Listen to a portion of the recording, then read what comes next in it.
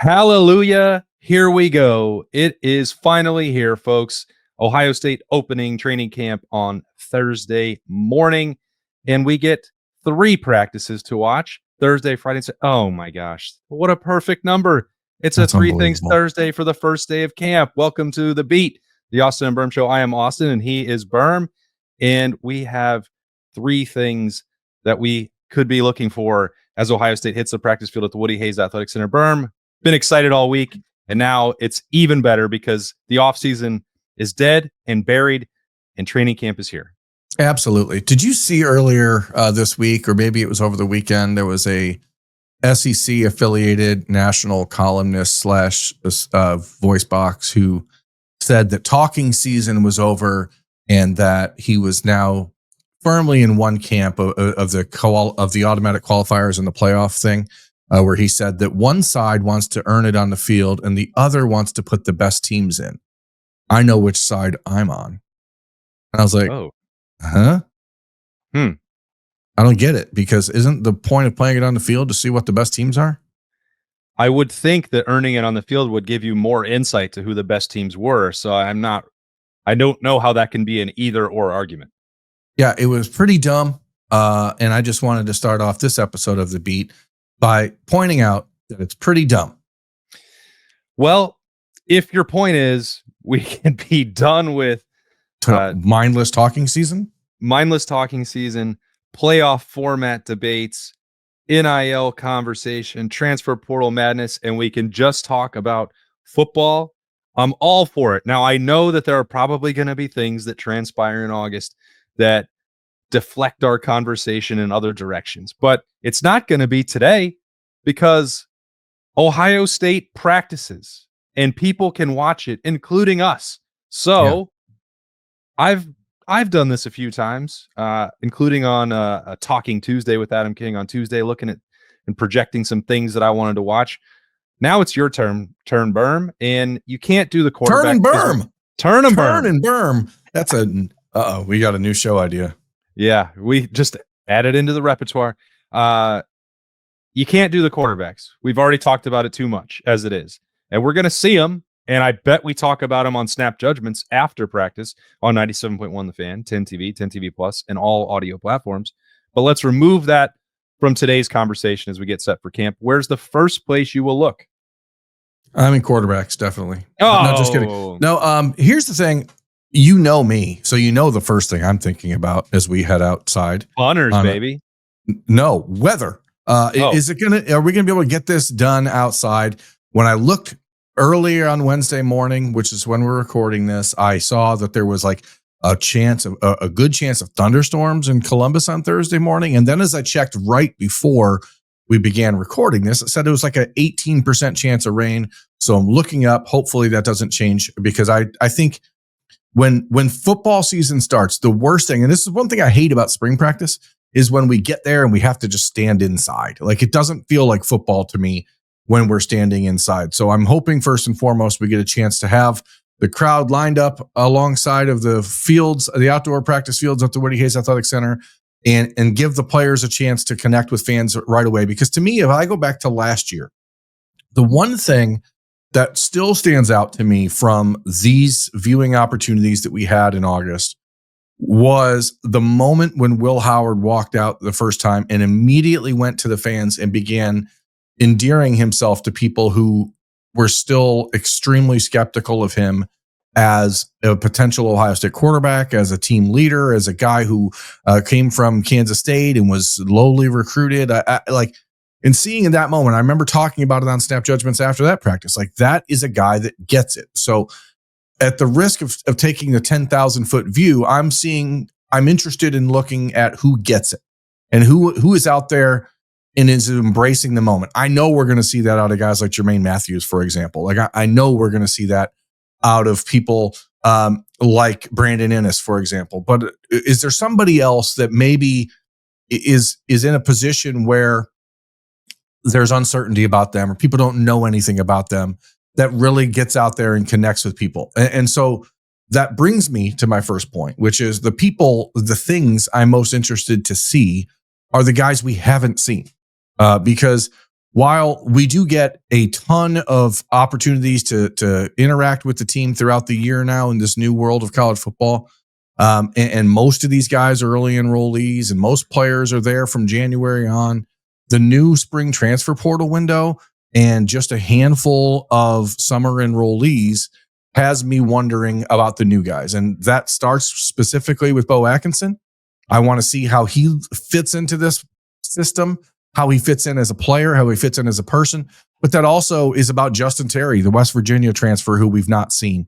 That also is about Turbo Rogers, the running back freshman from Alabama, who we don't really expect to have a role this year, but maybe in like a return game type of situation. I want to see physically what he looks like compared to the Ohio State Buckeyes, because he's a smaller guy to begin with, and he didn't get in January to have the benefit of the McMurati strength and conditioning program. I'm interested in seeing Brody Lennon coming from basically a Division 8 type of school in Ohio at the Gilmore Academy as a tight end. Physically, I know what Brody looks like, but how can he keep up with the speed of practice, even when it's not a full speed practice? Those are the things that I'm looking forward to the most on Thursday, if I'm being honest, because it's like we just haven't been able to put eyes on these guys, and now we can. Yeah, I think there's a lot of great points all packed into there. You weren't expecting me to go there. I love when I get you. Yeah, no, you did, and it's a great point, because Will Howard set down a marker on day one. The engagement with the fans is one thing, but then the way that he communicated and the way that the rest of the Buckeyes listened to him, like, we don't get to see a ton of full padded practices. I don't know if we'll even see any of them this month. That's a product of opening with Texas and having a quarterback competition ongoing, that sort of gets scaled back. Understand, I'm not mad about it at all. Totally get it. We'll do the best with whatever is available to us from Ohio State. There's still plenty of days to talk to the players and the coaching staff throughout the month. So got to maximize those opportunities. And some of those lasting impressions we got were, who were the guys that wanted the community engagement both inside the locker room and out? And Will Howard did that. Travion Henderson did that. And you make a list. These are the ones that sort of get it. And that doesn't mean that you have to do that to be really successful, because I don't think that if Jeremiah Smith goes over there, he won't be able to leave for 2 hours. And that's probably too much time required of him because of his popularity. Same for Caleb Downs, potentially Sonny Styles, although I bet Sonny will do that anyway because he doesn't seem to mind. But who are the rest of those guys that do some of the leadership things, those public facing roles, voice of the Buckeyes type stuff, that you do get to see that on Thursday, Friday, and Saturday? Does somebody do it on Thursday and then it's like, I'm good, I did my part? Or do they do it all 3 days? Because that's what Will Howard and Travion Henderson did. They're going to be the first ones out there. They're going to see every kid that's out there, and they want them to leave with a positive impression. And then they want to go have a good practice after that. Like, there is still practice. It isn't just a fan event and an autograph signing. These are the first 3 practices of camp. So I think that's a great point. And the first name that you mentioned is exactly where I'm looking as well, with Bo Atkinson, in terms of, getting eyeballs on. I hadn't seen him in any of the June one-day recruiting camps when we got to see the current Buckeyes. I haven't talked to him yet. I know that he was at one of the camps in July, and there were interviews with him from some other media outlets. But, he has not practiced at Ohio State yet. And I think that there is an assumption out there that he, and I would agree with the assumption, he was brought into Ohio State for a reason, and Bo Atkinson expects to have a prominent role for Ohio State.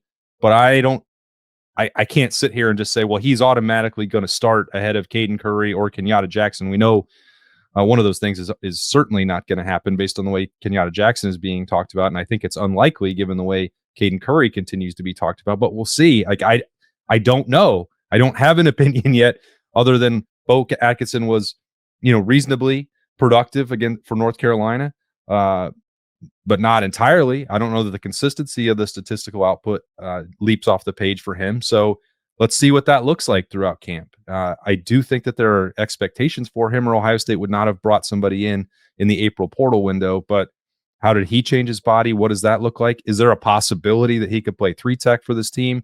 I don't know the answer to that. We're going to find out in August. Yeah, and it's not just Bo Atkinson. It's Logan George. It's guys who was a dude of the week in Ohio State's latest post. They've apparently been catching up some weeks because we spent all Wednesday morning talking about dudes of the weeks, assuming that they were done. And then Ohio State released a final tweet with 3 more dudes of the week: Luke Montgomery, Logan George, and Jermaine Matthews. So the fact of the matter is, like, we're seeing a group, especially on the defensive line, that, again, these practices are not necessarily the most informative when it comes to rotational stuff or who's playing well or because a lot of these guys have no idea what they're really doing. Logan George should have a leg up on Bo Atkinson in that he's been through Ohio State practices before. But for Bo Atkinson, I saw him, I think, one time this summer at a one-day recruiting camp. And first thing that pops off the page is like the size. He's a legitimate 6'5", 265, 270 pounds. And that feels like the prototypical Ohio State defensive end that we've seen in the last handful of years with Jack and JT, at least. And how that impacts Caden Curry, I think, is super interesting, because you say maybe Bo Atkinson can play 3-tech. And I think, well, maybe it means more opportunity for Caden Curry to move inside, where his quickness and his hands are devastating in that role, and his energy is tough to match. Either way, though, I think the important thing with Atkinson is seeing how quickly he gets it. And is the communication there? Is he understanding his assignments? Is he waiting to see Kenyatta and Caden and other guys go through the drills, or is he jumping in front of the line and taking on a leadership position? Because, again, when I go back to Will Howard from last summer and last fall, the thing that stood out to me, even when he arrived last January, was that he never presumed he was anything but the guy. And I think that that's an important characteristic for a player at Ohio State, because so much of the Ohio State program is predicated on that confidence and on the ability to be a type A leader right away. Because if you don't get it, if you don't have that right away, it's easy to fall behind. And it's especially easy to fall behind when you're playing and competing against players who have been there for 3-4 years. Yeah. And I think if you go back to day 1 or day 2 a year ago, or spring camp a year ago, Devin Brown was leading that line. He was the veteran guy. He was taking the first reps and Will Howard had no issue with that. He had not earned it yet at Ohio State. What he had accomplished at Kansas State helped him here. It did not establish him in Columbus. And I think he let that process play out until it was clear that it was going to be his team. And that was, you could see that was building on day 1, but it hadn't been done yet at the start of August. So that's significant. Like, when you say, will he jump in front of the line? I bet he doesn't, because he hasn't needing it to go through spring. I don't mean push your way in front of guys that have been there. I understand that point. I mean, we've seen it at other situations. Some guys will slink to the back, and some guys will move to the front. And maybe you're not jumping in front of Kenyatta Jackson. I don't think that I would recommend doing that. But I would think that being right next to Kenyatta Jackson, if you want to play alongside Kenyatta Jackson, you need to wait alongside Kenyatta Jackson. You need to be learning from Kenyatta Jackson. You need to be learning from Caden Curry. If the younger guys, if Dominic Kirks and Josh Mickens are taking their reps, and I don't see Bo Atkinson talking to Kenyatta Jackson or talking to Caden Curry or to Miguel Patrick or Larry Johnson, then my ears perk up and I say, hey, is he absorbing this, or is he just there? And it's, again, I know nothing about Bo Atkinson as a person or even really as a player, other than what the statistical output from his time at North Carolina shows. So I don't mean to come across in any way suggesting that that's like something we've heard that is a possibility. But when you're asking, what are we looking for? That's certainly what we're looking for. And I feel the same way about even younger guys like Mylan Graham, who, we've talked a lot about this summer. We have glossed over Bryson Rogers a number of times, and I think maybe that's unfair, because I don't believe it's wise to assume that Mylan Graham is going to be ahead of Bryson Rogers in any way, shape, or form as camp starts. So I want to see, is Mylan taking on that type of role, or is a player like James Peoples, is he letting other people lead at running back, or is he the one stepping up? Like, those are the things that I really watch on day 1. I think that those characteristics and those traits are far more visible and far more easily evaluated on a day like Thursday and Friday than they are once the season's really underway. Are you telling me to cool it with the Mylan Graham stuff? Is that what you're saying? No. He's as talented as I'm not gonna do it, Birm. he's as talented as anybody on the roster, not named Jeremiah Smith at wide receiver, but I do want to see, like, again, I say this stuff all the time, and it's partly because I firmly believe it, partly because I want people to understand that it's likely true, is that the personality type at Ohio State oftentimes determines your success far more than your physical attributes. Everyone at Ohio State is really talented. Everyone at Ohio State was the best player to ever play in their high school. Like that's a pretty standard baseline for being at Ohio State. But the ability to get out there and to not shy away from the spotlight is a totally different thing. And I think that some guys get to Ohio State and allow the scope of the entire program to shrink them. And some of it's just because it's their natural personality. Some of it's because they are trying to develop into being a different type of man. And that's what college is supposed to be about anyway. Then you add the football element, and it can be just a very interesting opportunity for us to see these kids grow up. And, we've seen it already with Jeremiah this offseason and him taking on a more vocal role. And I don't expect Mylan Graham to be in that sort of outgoing position, but I would like to see a step up in his visibility when it comes to being out there and being demonstrative and being a leader. Well, here's a spoiler for you, Birm. This is going to happen on Snap Judgments. Woo. They're going to be mostly running routes on air. They might go a little 7-on-7. There won't be full contact. Mylan Graham's going to have that number 5 jersey on. Fans will be watching. Someone's going to be like, "Is that Garrett Wilson out there?" I'm like, "No, it's just the next Garrett Wilson." And then he's going to make to yourself. That's the question. I'm going to be over there. You're the person who's going to say, "Is that Garrett Wilson out there?" I already know. I already know it's not. That's the spoiler alert. You're the one who's going to say that. He's going to make a catch during practice on Thursday. I just know it. I feel it. I bet he makes a catch too. I mean, I'm talking about one that everyone is talking about. And I feel it in my bones. And then we're going to talk about it in Snap Judgments. I hope that's the case. I believe nothing more than firm, fast, like competitive, aggressive, fighting bulls running into each other, Billy mountain goats jamming each other's heads into each other's heads. Like that's what I want to see at football practice. So I hope he does that from a, not literal standpoint, but just a guy out there making plays and forcing you to pay attention to him. That's what I want to see out of players who are 5-star recruits. I want to see like demand that people talk about you. And I think that it's easy sometimes for guys to slink into the background when people or whatever he is, like Jeremiah Smith, exists. If the Buckeyes are headbutting each other on Thursday morning, we're going to have a very interesting episode of Snap Judgments later on. I'll do it. All right. Third thing to deviate away from what we're watching is a question that, a philosophical question that you had about what makes the first day of practice a success. Yeah, because it's hard when we're out there on a day like Thursday, when there isn't real football being played, when there isn't a lot of contact happening, when there aren't live bullets, to use the parlance of our time, flying around out there. So like, what matters? What makes it a success? I think the first and most obvious thing to say is that get out healthy, right? You don't want to see anybody. We saw it last year with Tyleik Williams, like 2 reps into the day, having to come off the field and put a knee brace on. And the whole month of August was Tyleik okay? Is Tyleik okay?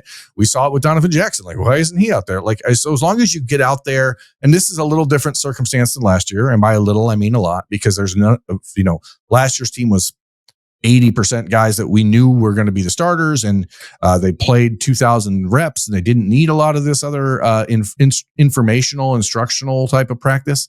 That is not the case for this year's team. So missed reps and having to come off the field for nagging injuries on day one, I think is a really bad problem to have if you're an Ohio State football player or any football player on day one, right? What else? Yeah, I think, this is what, 13th season, 14th season covering 14th. Ohio State, and then some before that at Tennessee and Wyoming. So I've heard all the coach speak, and I know that the way that they're going to talk about the first practice, there's a long way to go, and this wasn't real football yet, and we didn't hit each other. So what are they actually looking for? By and large, every assistant coach and the head coach are hoping that they don't have to restart a drill. So what does that mean? Knowing where you're supposed to be, getting there with urgency, practicing with energy, executing at a high level. But I've seen this not every year, but a lot of years. And it doesn't mean that you can't catch back up later. But if you have to restart a drill on day one, and I've seen coaches do it, I've seen this coaching staff do it, and I've seen the one before it do it, they don't like it. And it can help you send a message that, hey, summer's over, snap back in. This is training camp. That is what acclimation periods are for, is so that once the pads are going, you're not wasting time, you're not wasting opportunity, you're not wasting hits on the body, but get to where you're supposed to go. And a true freshman, someone who showed up in late May or early June, they've never done this before. It's fine if they make mistakes, but make sure that, as you mentioned earlier, follow the veterans, follow the line, make sure that you're not the one that's tripping things up for somebody else, because there are a lot of new starters on this team. We've made that point a ton. They have to replace the veteran leadership and the guys who it was. They knew the order of the drills and the way that they were going to be executed like the back of their hand. That's not going to be the case for the vast majority of these guys, at least being front of the line, or for the freshmen doing it for the first time. There may be moments of confusion, but Ohio State's got to get past that quickly. This month, Ryan Day has been doing this countdown to the Texas game since the end of the national championship. He is not going to want to waste a single moment, including on day one. So, make sure that you know what you're doing, and don't force Carlos Loughlin to make you do up downs because you didn't show up to the running back drill on time. Yeah, these 30 days between now and the Texas game are going to go by real damn quick. Let's just be upfront about that. I asked one of the Ohio State assistant coaches, I'm not going to say the name, but I asked what makes day one a success, because I wanted it from their perspective. And this is what I was told. Communication and effort, number one, because they're all super fresh. No one's hurt. So it's about elite communication and being mentally clean, making sure you understand your alignment, making sure you understand your reads, and knowing that even if you're not out there hitting somebody on day one, even if you're not out there, trying to shed a block on day one, you can get behind, and your standing with your position coach can change on day one. And it is hard to get back, because that day one is the coach's opportunity to evaluate what you put in by yourself and how much you were committed over the last couple of months, and how ready you were for what they were going to throw at you. And the thing that we will learn about this Ohio State team and every other Ohio State team and every other college team throughout the history of the sport is that if your coach doesn't trust you, you don't play. And that starts like tomorrow. That starts today. That starts Saturday. So if you're not ready to go mentally and you're not out there, and if you have a question, you better ask it. If you have a thought, or if one of your teammates isn't holding up the standard and you're letting it slip, then that is on you. It's not on them. And so I think that is the stuff that really ultimately defines success for these few days. And so for fans who are going, I think it's important to know that you might not see huge plays being made left and right, but the little things and the details are where the championships ultimately get won. And that is what you can really see as we get out there on Thursday morning. Yeah. I mean, acclimation period, these practices are not like, well, we're going to ease into it. Like, vacation's not quite over yet. You have to make the most of it, because at the end of the acclimation period, you're putting on pads and you're hitting and competing against some of the best football players on God's green earth. Like, it's going to be physical. The month is going to be a grind. If you don't take these 3 days and maximize them, then, as you said, next week you fall behind. And this train does not slow down at Ohio State. They are barreling towards an opener against Texas. And if it looks like there's any question, any doubts in the mind of the Ohio State coaching staff, then they're going to look for the next thing, because they don't want to go out and look confused or embarrassed against Texas. Like, they know that they won a national championship, but the honeymoon would be a short one if they go out and don't look like the Ohio State Buckeyes, or look like the reigning national champions at the end of August. Attacking national champion. That's right. Great term for it. I love that part. We're going to attack and dominate the coverage the next 3 days, or at least we're going to do our very best during the acclimation period. If you're out there, want to come say hello, please do. The Fan will also have live broadcast going on. Morning Juice will be out there T-Bone and Tyvis will be out there. Bishop and Friends will be out there. We will be out there. If you want to come chat with us, we'd love to say hello as well. Really excited because this offseason has been long and difficult and pretty unusual. And now we're getting ready to get back to the business of talking football and not talking nonsense. Although I bet there's a good chance that we do that too. We'll see you for some snap judgments after practice number 1 at the Woody Hayes Athletic Center. Enjoy your Thursday. From the Austin and Birm Show on the Beat, I'm Austin. He is Birm. So long.